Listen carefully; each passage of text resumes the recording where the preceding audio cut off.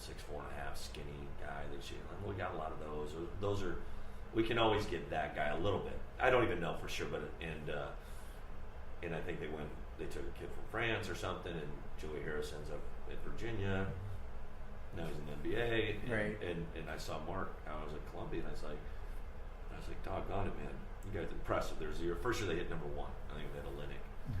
I said, gosh, and they're starting Mike Hart was their 3-man. He's like a former walk-on. So that's what I say. Like, I think Gonzaga, San Francisco, there's still going to be these kids like a Mike Hart. There's a place for those guys to build your program, but whatever, they find their way in there, which makes you unique. And they're number 1 in the country with them. And I go, man, just think if you had Joey start, how good you guys could have been. And he goes, Mike Hart was pretty good. And I said, he's been pretty good coming off the bench too. I said, Joey's first team all ACC. So like that idea is like don't. Even though you're trying to grow the program to this level, it's still. I do it now too. It's like, wait a second, we've got pretty good. We're probably attracting better players, but it's going to be the same thing. It's going to be, do you want to be here? Guy, great attitude, great work ethic. Guys that really want to be here, and whether that's the city. And the best sell though I do still think is like this tradition of basketball. It's a basketball job. You can get in the gym. We're getting a practice facility, and we're 3-5 students. We talk about faith, families, number 1, team, and academics, and that's all. We're going to monopolize your time while you're here. I have no problem with that. 18-22. Sure, you'll have time to go see the city and do those things, but we don't sell it on the visit. Or hey, here's downtown. It's the same thing as New York. New York, you could have done everything. Hey, here's Broadway, blah blah blah. And like, you know what? Your college experience is you're gonna be in the classroom. You're gonna be working hard, and you're gonna be in basketball, and you're gonna be with your teammates, and that stuff. When you're 22, it'll be there. Right. So when you say like that, I think the better we do, the more attractive other people want. Hey, what are they doing? Like whether it's a transfer, I think, and that's where Gonzaga's had a good or with international guys too. They're not as we're in that market. St. Mary's in that market. Gonzaga's in that market. And the whole league is WCC is very international, and I think that's a very attractive thing. So I think that's the international guys aren't the ESPN top 100 either. Right. Sure. So it's like there's a little unknown there quality. Like you might have one that's of that caliber, and I think that's where Gonzaga hit on that with some of their guys. Obviously, we battled Ronnie Turioff. That was like the first one that was he committed to us over at St. Mary's. It's like next thing was I'm going to Gonzaga. Like, I did not know that. No, yeah, that's all. That was our first year. That was a little unbelievable. He's Kyle Smith. I'm Larry Bassani. I wanted to touch on a couple of things that you just brought up. Coaching in New York, coaching now in San Francisco, major cities. Krzyzewski is in North Carolina. Few is up in Spokane. Some of the obvious pros and cons of coaching in a small market to me would initially be that your entertainment dollar is much more limited in terms of where you can go with it. But one of your strong selling points, I would think, particularly for student athletes, is the opportunities they can get through internships, etc. Yeah. Being here in San Francisco, tech hub of the world. What are some of the challenges that you see, and what are some of the other pros of coaching here in a major city like San Francisco? I don't see many. I've only been at Columbia in here as a head coach, and I know the difference. Obviously, and as I said, like St. Mary's, Columbia and Princeton used to be like they're just two different animals. St. Mary's and San Francisco, two different. Like one's country club, Club Med, one's urban. It is. It's just different. So, I think there's. And it attracts a certain type of guy. And like I said, like the basketball experience is going to be pretty much the same. But the after basketball thing, like you talked about, we're trying to stay connected. And there's so many people, like for instance, like the Olympic Club, there's USF grads there that play. And like they're very accessible. Probably one of our biggest advantages here, just because it's 10 minutes away downtown. And they're connected to you. I go down there and we got we call it our postgraduate advisory board. And I know some of our guys who, I want all our guys to aspire to play in the NBA. Some are.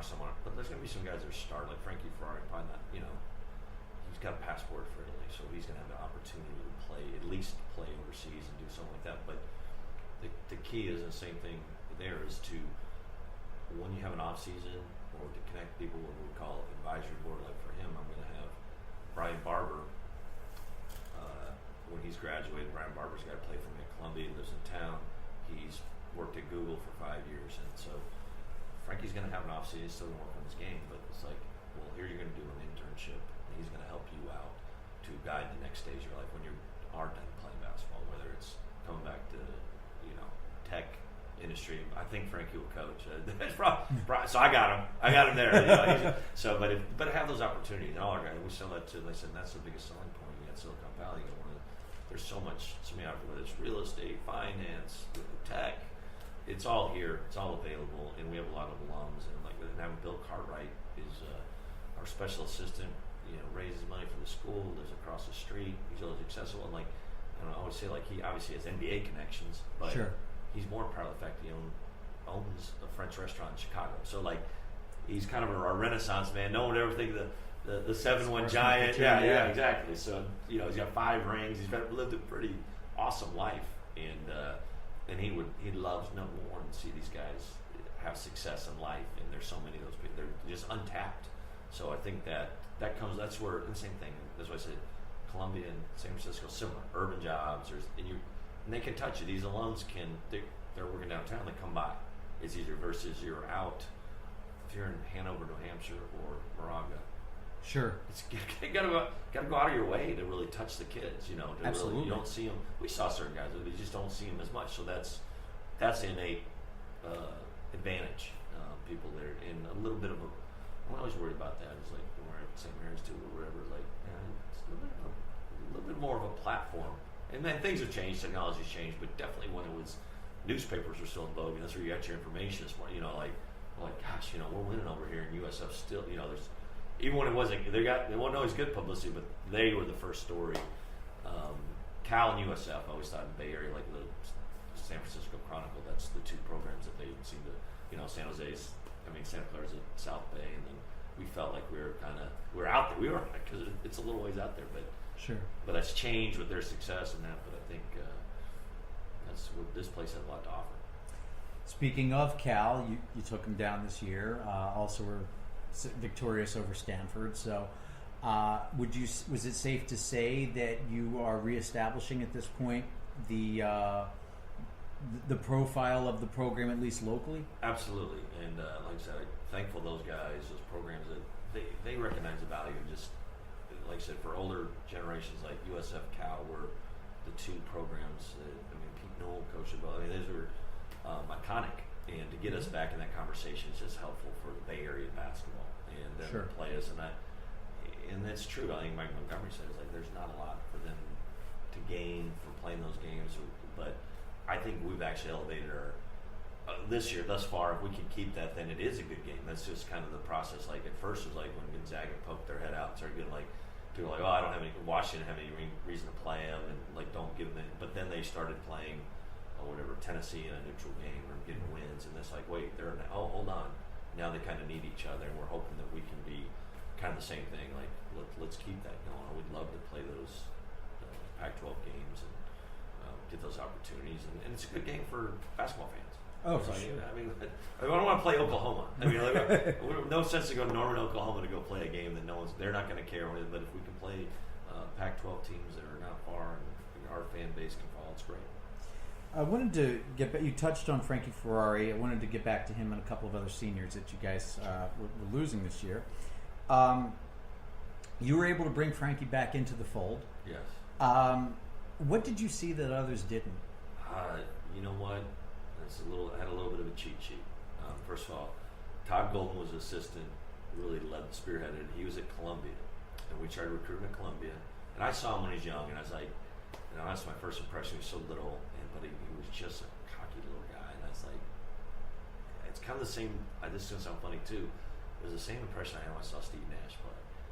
I'm not saying it's Steve Nash, but I saw Nash his first college game. I think it was at UCLA. I was scouting. It was my first year coaching. And I get the first half, I was this guy, who does he think he is? And then by the end of the game, he wants to be UCLA, and he's, making plays. That guy's awesome. He just has that kind of belief in himself. So I saw him he's a 10th grader, and, tried to recruit him. Mainly because I said, if I could have Frankie Ferrari run the Columbia, Italian kid in New York. I was this guy's a legend. And then Todd was recruiting him, and he just had no interest really in doing the Ivy thing. But Todd was watching him play. He's Rex and Randy are here watching. I said, let's get. So I like it. So that time I discussed recruiting with Randy, and I knew Randy thought Frankie was. They had someone. I don't know if they had in the program. They probably had him at NAR. He was a really good point guard at the time. They're like he likes, he wanted. I think he offered him, and then Rex offered him or whatever. I know. I was like, so if Randy and Rex thought he was good enough, I was like, and I'd seen him before. I'm like, he's pretty good. So when I showed up, and Devin Watson was a really talented point guard, he decided to move on. And we're like, and I knew Frankie was over there, and he's kind of a local legend. He plays at the Kezar. I said, so it's kind of the same thing. Frankie Ferrari, Sam will never have to pay for a meal in North Beach. And I knew he wasn't. He loves the peninsula. He loves the Burlingame kid, right? He's just a city guy. So a lot of things, I said, cultural fits, and just like a lot of things ticked a lot of boxes. We really needed guys that really want to be here. So we did our due diligence, like why did he leave, and everyone like Scott's like, no, Frankie was great, strength and conditioning was great, academics were great.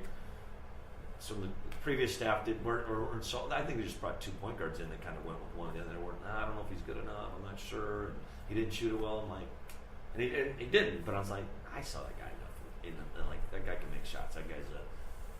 And there's you know what? This is the right time. Timing was perfect. We needed someone. We need a point guard. We need someone to want to be here and stabilize the program. So, just like that's what USF I think needed. It's like we had guys from Florida, and in this all places like they wouldn't have. And I think people, and this sounds funny, but guys from Florida or Southern California are thinking, well, I'm in California, so we embrace the fog, man. It's gonna be, it's gonna be a little chilly. It's just it's more like Portland and Seattle. To be honest, it's nice, much warmer, much nicer than those places. But the vibe is definitely that more versus Southern California or a place like Florida. So he knew it, he embraced it, he loved it.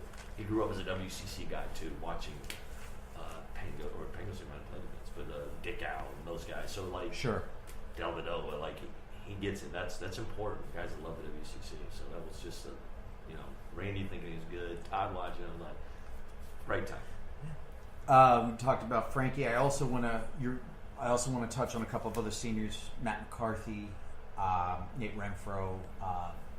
The challenge is you've got 31 points, 15 boards, 9 assists that you're going to have to replace. But the upside is you're going to be a lot of minutes to dole out next season.